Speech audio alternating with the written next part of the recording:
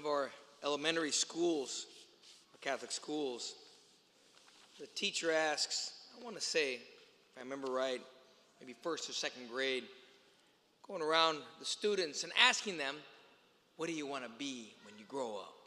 When you ask little kids like that, you get all kinds of answers, They want to be astronauts or Barbie. And one little boy said, when I grow up, I'm going to be Batman. And you get those kind of answers, the little ones. But there was one little girl. They came to her and said, honey, what do you want to be when you grow up? And she said, I want to be a wife and a mommy. And it was awkward silence, just like that. I want to be a wife and a mommy. And even kind of took the Catholic school teacher kind of aback. And all the other kids kind of looked at her strangely. But it all came clear to me as I got to know actually her mom and dad. Her family actually lived right across the street from the church. Went over there more than once for food. And realized that their family was a joyful family. And the mother and father took joy in each other. They laughed together, were affectionate, and they talked about marriage. They didn't just go around the table and say, I want you to be a doctor, a lawyer, a professor. Reminding them one day they would be fathers and mothers, husbands and wives. And they got excited about that.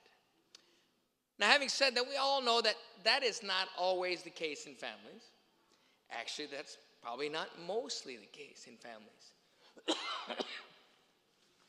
Between 40 and 50% of all marriages end in divorce, first marriages anyway. Second marriages is like 60%, and that's right, third marriage is like 80%. You'd think it'd get better the more it went, but that's not how it works. But we know that many couples need help to be strengthened, to be healed, to grow in holiness.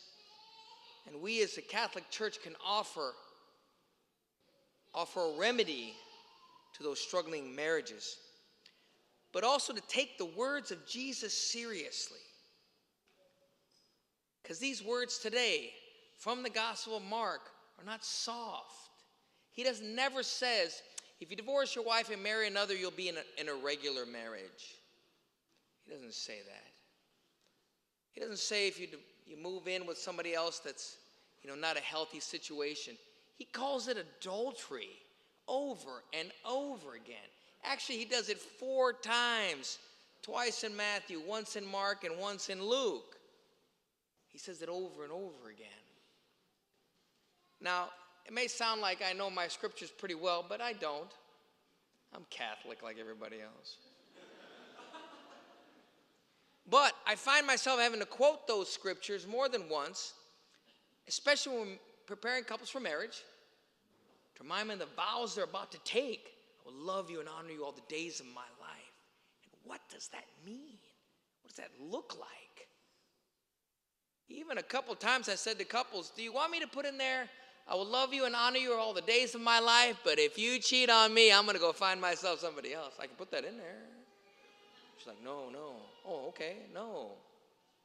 But most of the time that comes up those 4 times in Scripture and once in 1 Corinthians 7, where Paul says if a couple is separated, they should reconcile. If they should not reconcile, they should live as single people. He said that.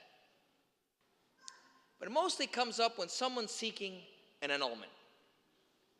When people seek an annulment, they find out real quick, especially if they're married in the church, that this may take some time. This may take some paperwork. This may take some witnesses.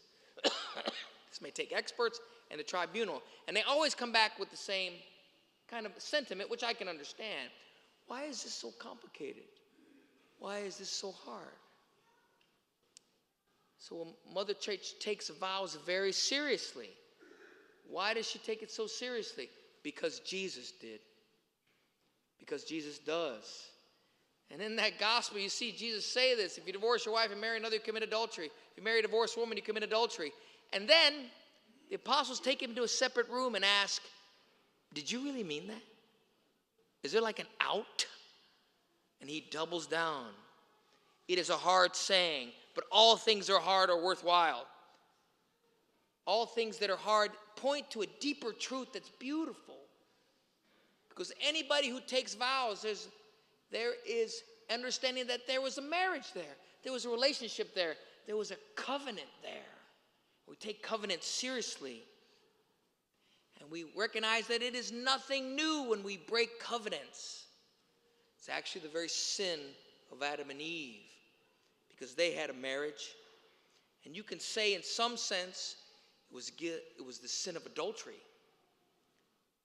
Eve entered into an emotional affair with another entity, Satan himself. And Adam got sucked into it and caused them to break their vows to God. But they weren't the first. I mean, they were the first. They weren't the last. If you know anything about Abraham and Hagar, his wife was in on that too. David and Bathsheba, what a disaster that was. We won't even touch Samson and Delilah, because that was quite a mess as well. But Jesus came to heal all those divisions because they needed a do-over. He was the do-over, the bridegroom. He came to heal all those, what John Paul II calls ruptures, divorces that took place in the Garden of Eden. Those divorces were fourfold, he says. There was a divorce, a rupture between man and nature. Adam was, so you could say in many ways, the king of the earth. He named things. He had power over things. He had dominion over things. And then he sinned, and nature had dominion over him. There was a rupture there. There was a rupture between man and God. Adam and God were on like a first-name basis. They spoke every day, all day. He was living among them in the garden.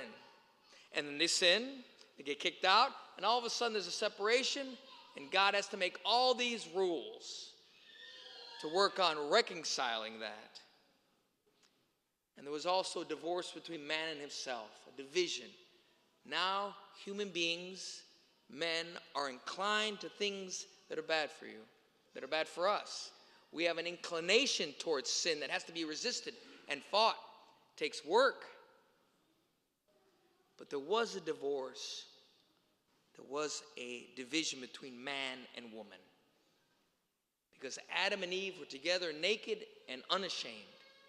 And Adam went from looking at his wife to saying, "At last, bone of my bone and flesh of my flesh," to all of a sudden, Eve had to cover herself. Adam had to cover himself. Suddenly there was a division. They had to protect themselves from each other. Jesus comes along again, raises marriage to a sacrament to heal those divisions. And we, as Catholics, can tell the world, we can approach the world with two nuclear weapons, especially against a culture of death: holy orders and marriage.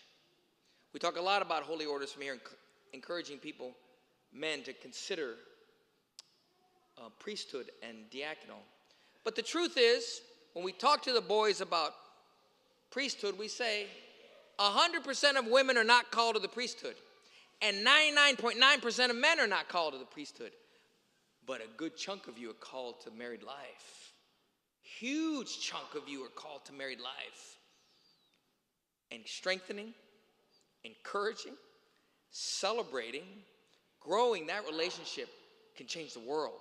I know I've seen it.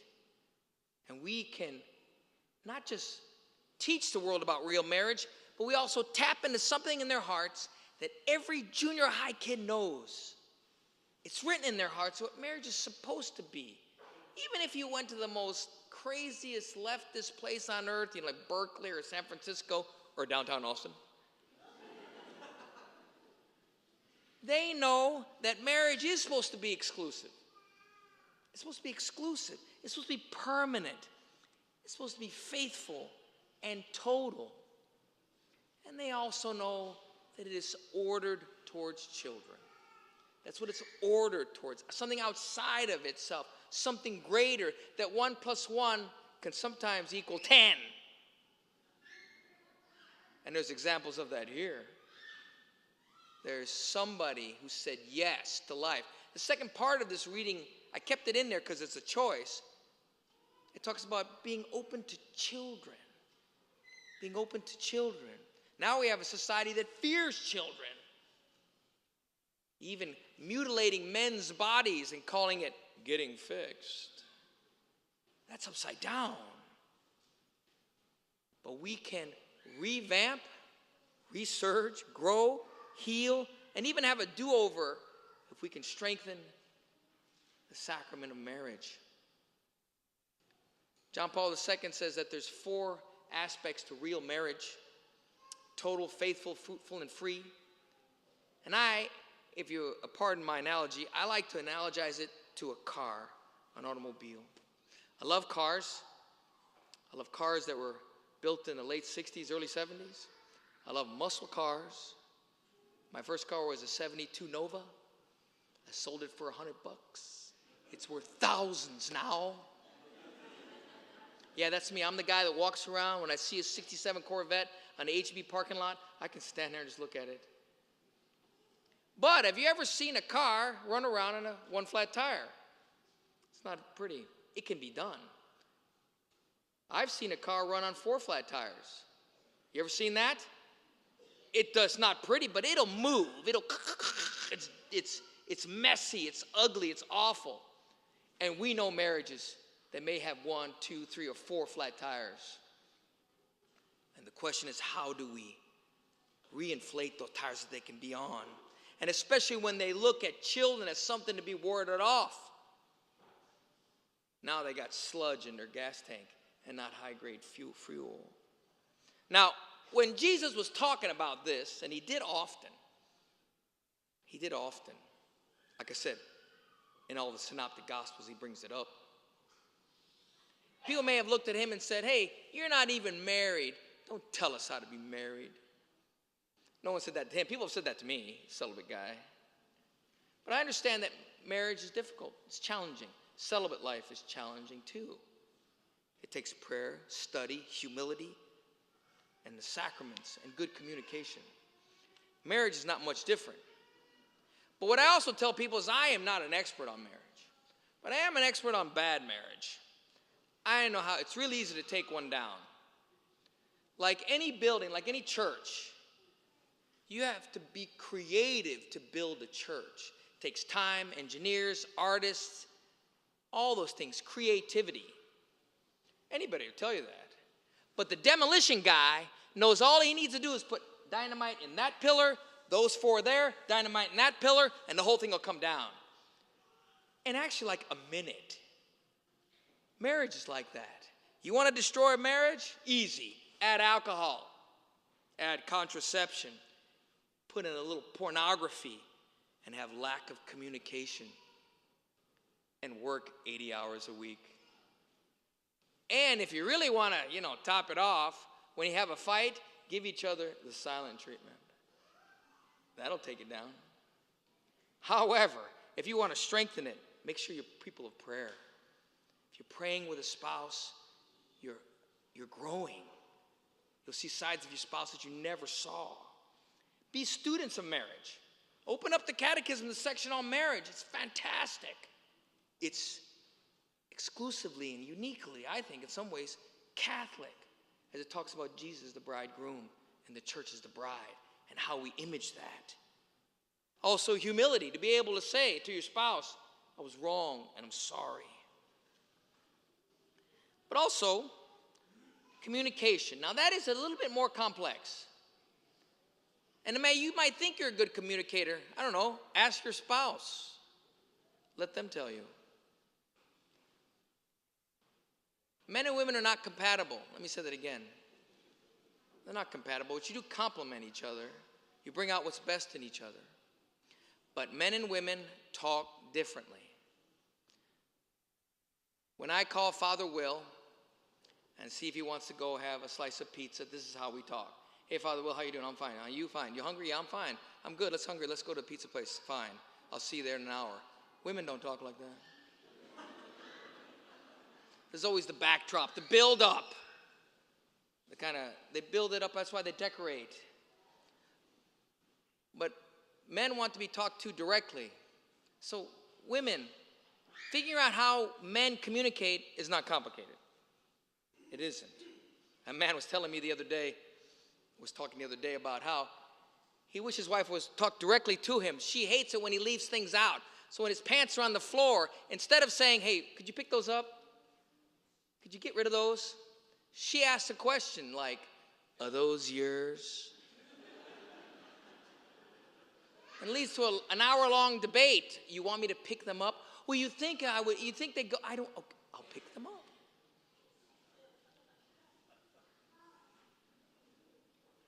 But that takes work as well. And one of the things we do as priests, we have a community of priests. And we have to have that. I would say to you, have a community, a group of friends, like-minded friends who think and act like you do. That may not be your family. You can't choose your family, but you can't choose your friends.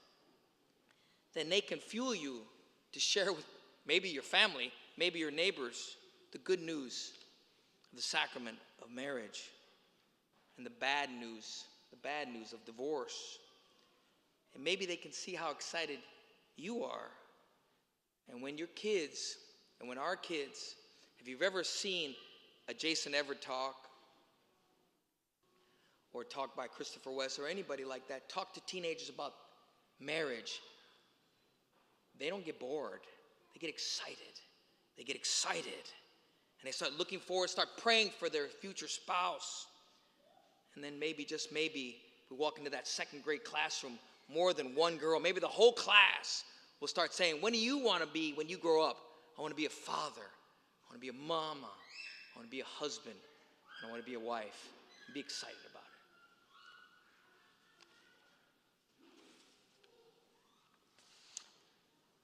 And before I leave you, I want you to know that we don't want to leave you without resources.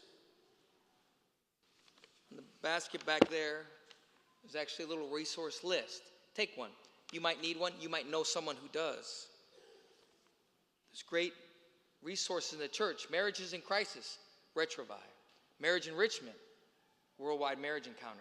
There's even dating enrichment, marriage prep, navigating engagement with peace. There's all kinds of stuff. There may be other deeper issues in your family and your relationships. Maybe a pornography addiction, sex addiction, same-sex attraction. Maybe it's natural family planning. This is one of the greatest secrets that we have as the Catholic Church. Couples that practice NFP are very married. That's going to sound strange to people. Women say that to me sometime when they're pregnant.